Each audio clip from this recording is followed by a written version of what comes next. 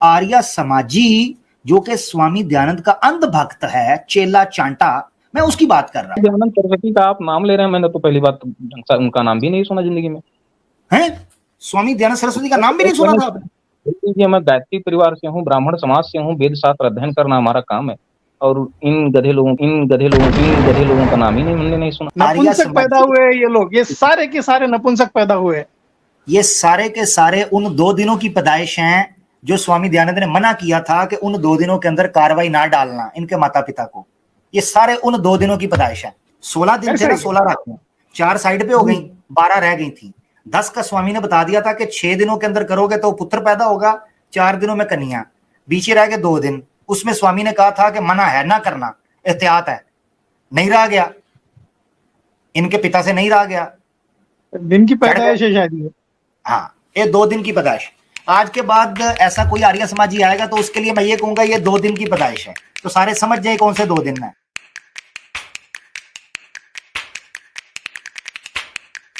ये अनंत जी आपकी स्क्रीन के ऊपर है, दुर्गा प्रसाद जी आर्य समाज के बड़े लेखक हैं और सत्यार्थ प्रकाश का अंग्रेजी में अनुवाद किया है। इधर पढ़िएगा, ये मिड में इंग्लिश में क्या लिखा है। कह तो रहा हूं, इनकी लिखी बातों का क्या मूल्य, कुछ नहीं मूल्य है इसमें। मेरे लिए यार आप पढ़े तो सही, पढ़ता कोई नहीं, क्या वजह है? जो प्रमाण मैं स्क्रीन पर दिखाता हूँ क्या डर लगता है? पढ़ते क्यों नहीं? So he is the best ideal for the Hindus for modern time. Modern कौन सा आइडिया? कर दक्षिण उनको आता नहीं था, उल्टा सीधा दर्शन गए। यार अनम भाई कहते हैं, यार देखो, महर्षि स्वामी दयानंद सरस्वती, वो मूलेश्वर जी, कितने आपसे कह दिया वो महर्षि थे? महर्षि शब्द का अर्थ जानते हैं आप? मैंने कहा है, ये देखें आपकी स्क्रीन के ऊपर है। कहने को तो आसाराम बापू खुद को ब्रह्मज्ञानी कहता था, रेपिस्ट निकला। ओहो, आप ठीक है। ये देखें उनके जीवन चरित्र के शुरू में, ये एक जीवन चरित्र मैंने दिखाया बाबू देवेंद्र नाथ का, महर्षि लिखा है। पंडित लेखराम का दिखाया, ऊपर देखें महर्षि स्वामी, ठीक है। इसके बाद आप ये देख लें, संस्कार विधि की किताब के शुरू में देख लें, कितना बड़ा नाम लिखा है, जरा देखिएगा। ये देखें, श्रीमत प्रधान सत्ता, वो श्री मद दयानंद सरस्वती मृगित। श्री श्री 1008 चिन्मयानंद स्वामी जो बलात्कारी भगा है ना, कैलाशपुरी बसाया कहीं, तो उसका क्या लेना दे? हो सकता है मैंने उनकी किताब नहीं ज्ञान रहा हो सकता है उन्हें नहीं रहा हो। ऐसे मूर्खों की किताबें पढ़ने का समय नहीं है। ऐसे टिप्पणीकार और टीकाकार बहुत हैं। स्वामीनारायण दयानंद अनम जी, मैं तो आपके साथ सहमत हो जाऊंगा क्योंकि आप बात तर्क की कर रहे हैं और बुद्धि की कर रहे हैं। समस्या इस वक्त ये पड़ गई है कि आर्य समाजी न सिर्फ ये कि महर्षि उनको मान चुके हैं, स्वीकार कर चुके हैं, बल्कि सत्यार्थ प्रकाश पुस्तक को उनकी मैग्नम ओपस, बल्कि कहते हैं हमारा आर्य समाजियों का धर्म ग्रंथ है सत्यार्थ प्रकाश। सिंगल पर्सन, एक सनातनी को लाओ जो सच में ब्राह्मण परिवार से हो, ऐसे नहीं कि चोला धाड़ करके हर कोई सनातनी बन जाए, ब्राह्मण परिवार से हो, गायत्री परिवार से, वो कहता हो कि मैं इनको मानता हूँ महर्षि थे। हम महर्षियों की संज्ञा में तो तुलसीदास को जल्दी रख ही नहीं पाते हैं। मैं तो आपके साथ हूँ, आर्य समाजियों को कहे ना, मैं तो आपके साथ हूँ। मुझे भी नहीं समझ आई, मैंने उनके जो पुस्तक पढ़ी है, मुझे भी नहीं लगता किसी दिशा से भी वो महर्षि लगते हों। अब देखे ना, मैं आपको एक प्रमाण दिखाता हूँ, आप खुद पढ़िएगा और आप मुझे एक ज्ञानी शख्स लग रहे हैं, यानी एक पढ़े लिखे सनातनी है, कोई भोला सनातनी नहीं जो दुनियादारी में पढ़ा हो, बल्कि आप धर्म के बारे में ठीक ज्ञान रखते हैं। ये देखें, ये तो पुत्र की इच्छा हो तो इतनी रातों के साथ ये किया जाए, कन्या की इच्छा हो तो ये किया जाए। ये कोई वैज्ञानिक प्रमाण है कि इन रातों के अंदर किया जाए तो पुत्र होगा, तो फलाने के अंदर किया जाए। अच्छा, फिर ये देखिए आप, रजस वाला, वो औरत है, उसके हाथ का छुआ पानी भी ना पिए, उसके साथ भी ना बैठे, वो एक साइड पर बैठी रहे, उसको स्पर्श भी ना करें। ये क्या है ये महर्षि जी? एक बात आप बताओ, ऐसे लोगों से तो प्रश्न किया जाए तो फिर शरीर काट के फेंक दो, क्योंकि उसी रजस्वला के रज से तुम पैदा हुए हो।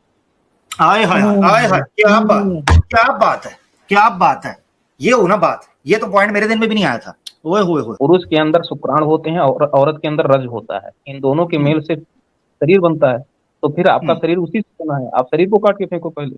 क्या बात है। यही वजह है आर्य समाजी जो है ना, अपने बिलों में छुपकर बैठते हैं, आते नहीं है बात करने हमसे। क्योंकि ये सवाल देखिए, वो जी सिर्फ ये सब तो इस्लाम को जाएंगे, एक मुस्लिम के चैनल पे पैसा देंगे, गाली दिलवाएंगे, एक दूसरे का की बदनामी करेंगे। ना उन्हें कुरान से मतलब है, ना उन्हें गीता से मतलब है, उन्हें सिर्फ एक दूसरे को नीचा दिखाना और गाली देना है। ना वो दर्शन करते हैं, ना वो योग करते हैं, ना उन्हें समाधि से कोई मतलब है, ना ध्यान से मतलब है, ना पूजा पाठ से कोई मतलब है। वो पूजा पाठ करते भी हैं तो देवी देवताओं को खुश करने के लिए करते हैं। तो वो सब मूर्खता वाली बातें हैं, उनका कोई आशय नहीं है। श्रीमद् भगवत गीता में श्री कृष्ण ने स्वयं कहा है, ये सब मूर्खता वाली बातें हैं, तामसी लोग हैं और ये लोग रहते रहेंगे समाज में। ऐसे लोग कुरीतियां और समस्याएं पैदा करते रहेंगे, एक दूसरे से लड़ते रहेंगे और एक दूसरे से नफरत पैदा करके खुद भी मरेंगे, दूसरों को भी मरवाएंगे। मगर स्वामी दयानंद सरस्वती को तो किसी ने छेड़ा भी नहीं था। ये आपकी स्क्रीन के ऊपर है। कहता है कि ये घंटा बजाते हैं और टन टन पू पू करते हैं, शरंग बजाते हैं और शोर डालते हैं, अंगूठा दिखाते हैं मूर्तियों को। कहते हैं ये क्या ड्रामा है, अनर्थ है, और सर पीटते हैं। ये देखिए मिड के अंदर लिखा है कि पाषाण आदि में शिर मारना स्वीकार किया। ते रुद्रक्ष बजम धारण करते और मट्टी के और जो पाषाण आदि के लिंग बनाकर पूजते हैं, और हर हर बम बम बड़बड़ बोबो बकरे की तरह वो कहता है कि बड़बड़ बोबो करते हैं। कहता है ये भी, ये आपने ओम की बात की तो मुझे ओम नमः शिवाय नजर आ गया। तो ये क्या चक्कर है कि ये ओम नमः शिवाय भी नहीं बोलने देता और उसका रिडिक्यूल करता है, उसका तमस्खर मजाक उड़ाता है, उसका ठट्ठा करता है। कहता है जी ये बड़बड़ बम बम बोबो बकरे की तरह बोलते हैं। अनंत भाई, सवाल ये था कि ये मौकरी क्यों, अगर ये सनातन धर्म से ही है तो ये मौकरी क्यों करते हैं, मजाक क्यों उड़ाते हैं? बड़ बड़ बम बम बोबो पोपो, ये क्या क्या है ये? नहीं, वो अलग अलग कॉन्सेप्ट है। कोई अपनी भावना में आकर किसी चीज को किसी कॉन्सेप्ट में कहता है, वो अलग आइडियोलॉजी को अपना थोप रहे हैं, वो अलग मसला है। शिव और शिवलिंग की पूजा को नहीं मानता हूँ। देखिए मेरी बात, आइडियोलॉजी और चीज है। देखिए मिसाल के तौर पर हम भी मूर्ति पूजा को नहीं मानते, हमारी आइडियोलॉजी, मगर हम नहीं कहते बड़ बड़ बम बम बोबो टन टन पोपो, हम तो नहीं ऐसे करते। तो ये टन टन पोपो टुन्नी बड़बड़ बम बम बोबो ये क्या है? इतने प्यारे शब्दों का इस तरीके से अपमान करना आर्य समाजियों को क्या ये शोभा देता है? कोई पूछेगा सनातनी से? आर्य समाजी से न जुड़िए, किसी आर्य समाजी स्वामी दयानंद सरस्वती नहीं थे, तब भी आर्यावर्त था। आर्यावर्त हमने कहा ना कि आर्यावर्त, देखिए आर्यावर्त की बात इसमें हो रही, दो चीजों में फर्क समझे। आर्य समाजी जो कि स्वामी दयानंद का अंध भक्त है, चेला चांटा, मैं उसकी बात कर रहा हूं। आर्यव्रत तो था, ठीक है। दयानंद सरस्वती का आप नाम ले रहे हैं, मैंने तो पहली बात उनका नाम भी नहीं सुना जिंदगी में। हैं? स्वामी दयानंद सरस्वती का नाम भी नहीं सुना था आपने?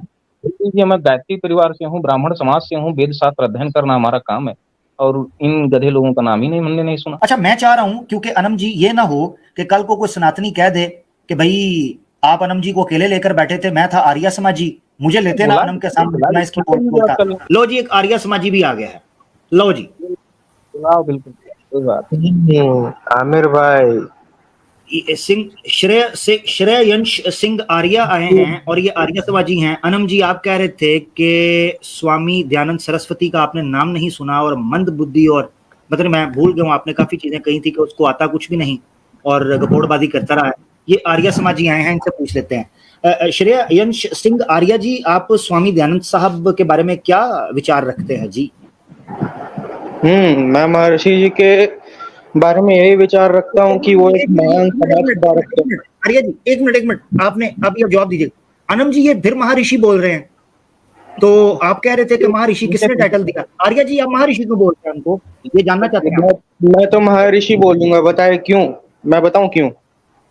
जी, क्योंकि उन्होंने काशी शास्त्रार्थ में बहुत लोगों को पराजित किया था। उन्होंने ऑल ओवर इंडिया में घूम घूम के बहुत सारे जो पंडित थे उनको डिबेट्स में डिफीट किया था, तो इसलिए बहुत सारे लोगों ने उनको महर्षि कह के पुकारा था, इसलिए एक्सेप्ट किया था बहुत सारे पंडितों ने और उनके मत को स्वीकार किया था।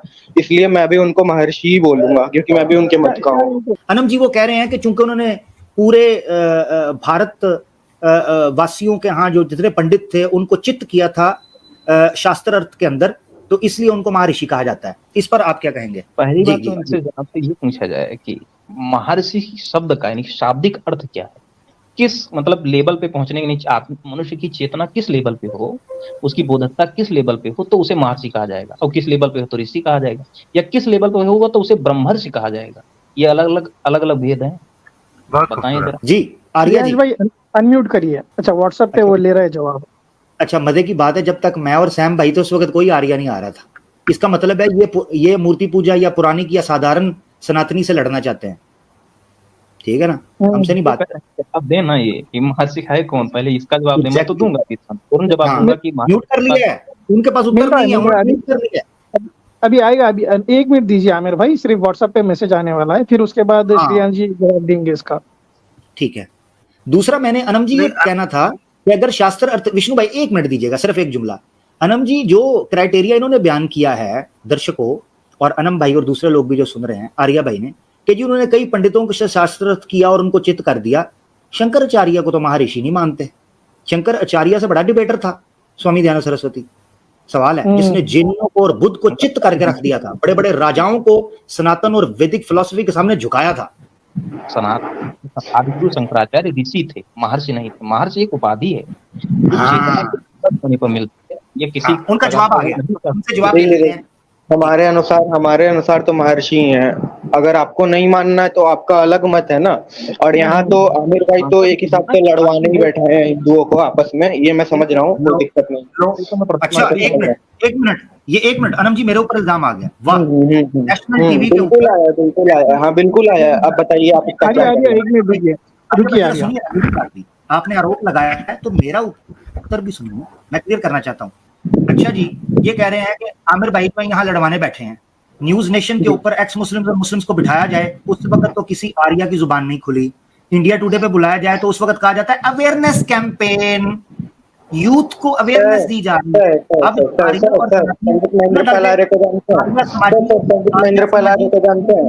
आपको टोकना पड़ेगा क्योंकि आपने अनम जी से बात करनी है, मैं तो बीच में बोल नहीं दे रहा।